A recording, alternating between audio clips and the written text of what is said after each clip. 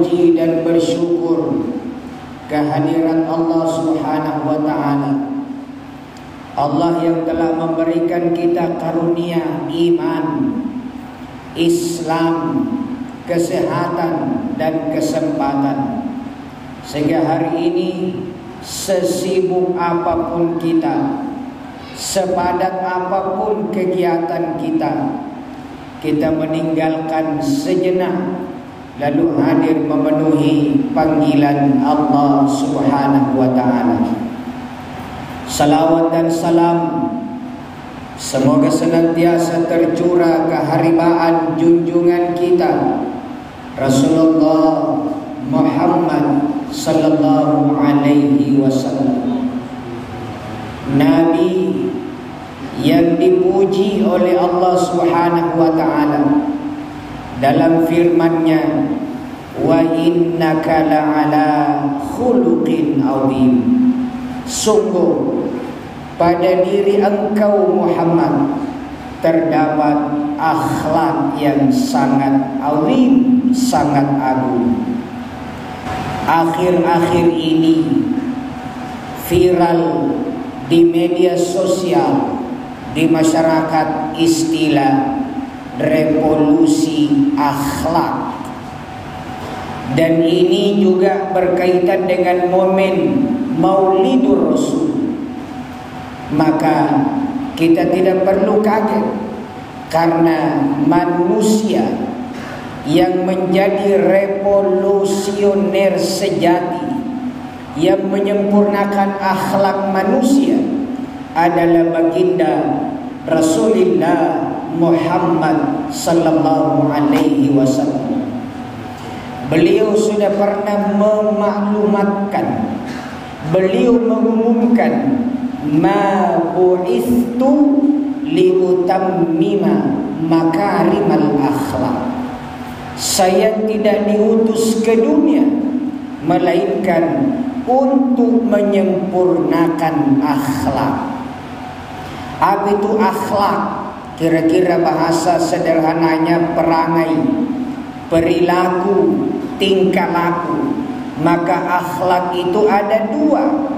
Ada akhlak mahmudah, akhlak yang terpuji, dan ada juga akhlak yang tercela. Dan Nabi datang untuk menyempurnakan akhlak manusia. Sebagaimana kita tahu, jarak antara Nabi Isa alaihissalam dengan Rasulullah sallallahu alaihi wasallam 6 abad lamanya. Hampir 600 tahun sesudah wafatnya Nabi Isa, dunia ini gelap. Dunia ini terkebelakang dari segi akhlak dan perangai manusia.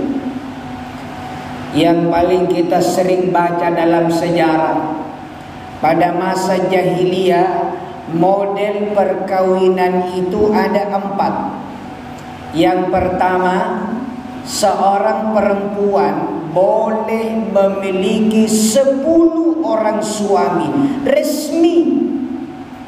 Bisa dibayangkan, Pak, bagaimana rusaknya akhlak ketika itu.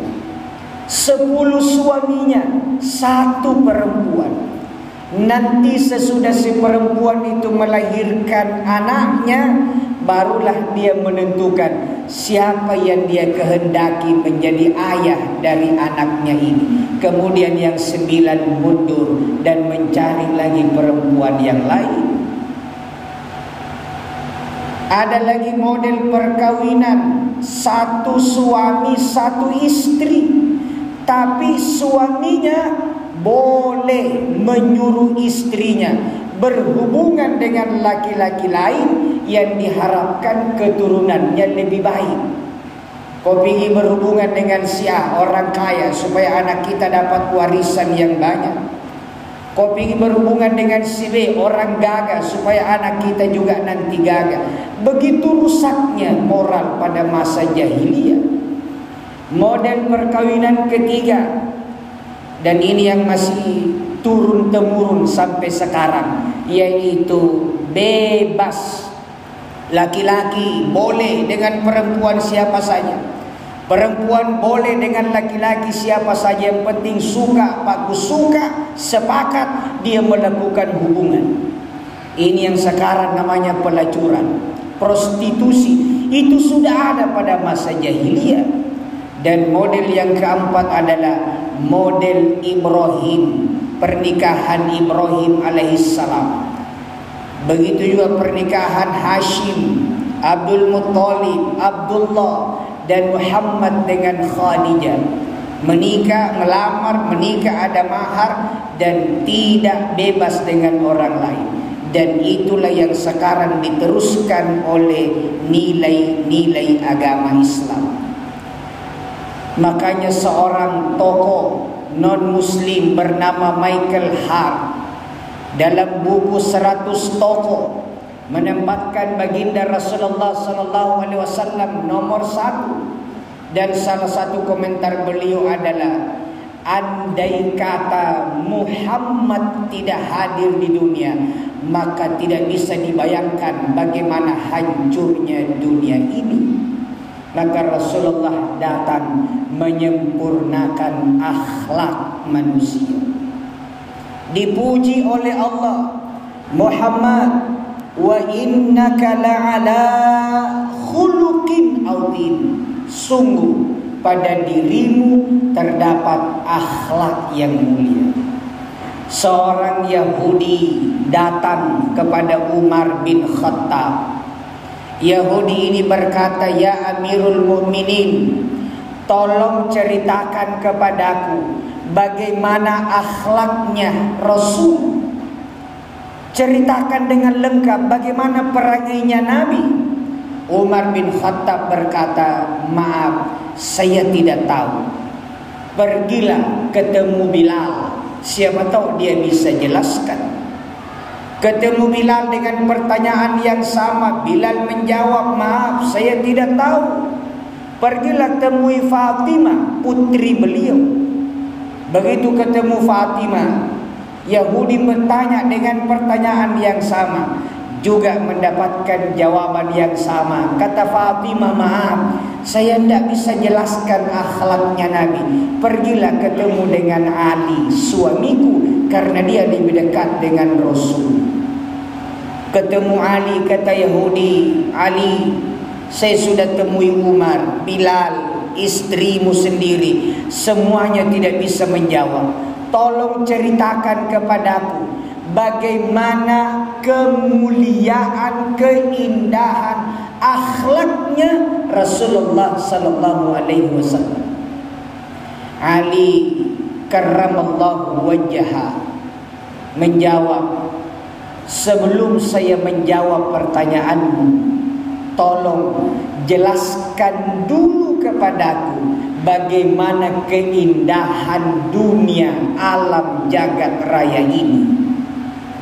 Yahudi itu terdiam sejenak lalu berkata, wahai Ali,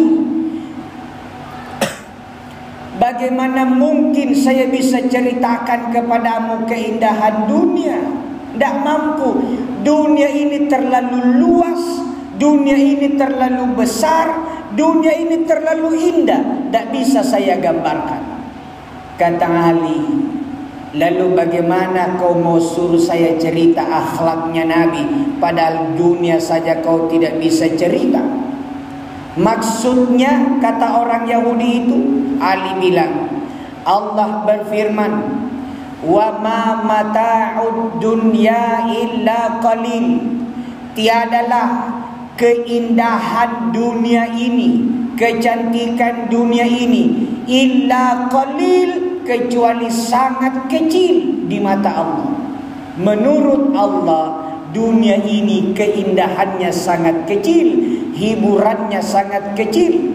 Sementara Allah juga berfirman, wa innaka la'ala khuluqin azim.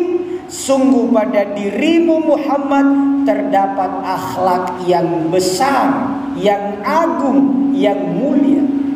Sedangkan dunia yang kata Allah kecil saja kau tidak bisa cerita, apalagi kau suruh saya cerita akhlaknya Nabi yang kata Allah azim, sangat agung. Itulah gambaran bagaimana mulianya akhlaknya Rasulullah. Sehingga ketika Aisyah ditanya, Aisyah, bagaimana akhlaknya Nabi? Beliau menjawab, khuluqul Quran. Akhlaknya Nabi adalah Al-Quran. Maka kalau mau revolusi akhlak, tidak ada jalan lain. Baca Quran, baca terjemahan, baca penjelasan atau tafsirnya, lalu amalkan ajaran-ajaran Al-Quran.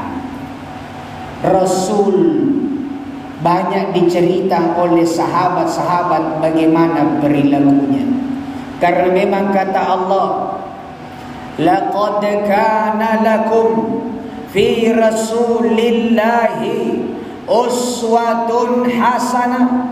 Sungguh kata Allah, pada diri seorang Rasul Muhammad sallallahu alaihi wasallam terdapat contoh terbaik.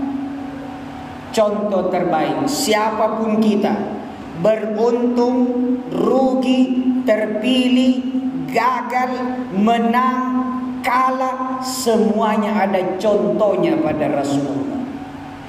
Sering ada yang berkata, ternyata Rasul ada kelemahan. Saya bilang, kenapa? Beliau pernah kalah dalam perang. Saya bilang itu kelebihan. Rasul pernah kalah dalam perang. Rasul pernah gigi depannya patah kena lemparan batu. Pernah gigi gerahamnya copot ketika perang. Kenapa itu terjadi? Bukankah Rasul dilindungi Allah? Iya. Tapi karena Rasul adalah contoh, maka Rasul mesti pernah kalah. Karena nanti umatnya kelak sampai kita tidak selamanya menang. Maka kalau ada pertempuran, ada pertarungan, ada persoalan, kita posisi kalah, tidak usah putus asa, tidak usah protes luar biasa. Contoh bagaimana akhlaknya Nabi ketika beliau kalah dalam peperangan. Beliau pernah ditolak lamarannya oleh seorang gadis. Maka kalau ada yang ditolak lamarannya, tidak perlu bunuh diri, karena contohnya juga ada pada Rasulullah. Istri Nabi pernah menjatuhkan piring di depannya Nabi saking marahnya. Maka kalau ada yang istrinya tukang ngomel, tidak perlu merasa dunia sudah mau kiamat. Nabi juga mencontohkan bagaimana sikap menghadapi istri yang suka marah-marah. Rasul pernah difitnah, dibully. Maka kalau ada yang ditulis jeleknya di media sosial, tidak perlu langsung melapor. Coba bersikaplah bagaimana Nabi ketika dibully. Jadi kelemahan yang menurut akal kita terjadi pada diri Rasul itu bukan kelemahan. Justru itu adalah kelebihan yang bisa dijadikan contoh untuk kita sekalian. Rasul tiap hari mengislamkan orang kafir. Tiap hari mengislamkan orang kafir.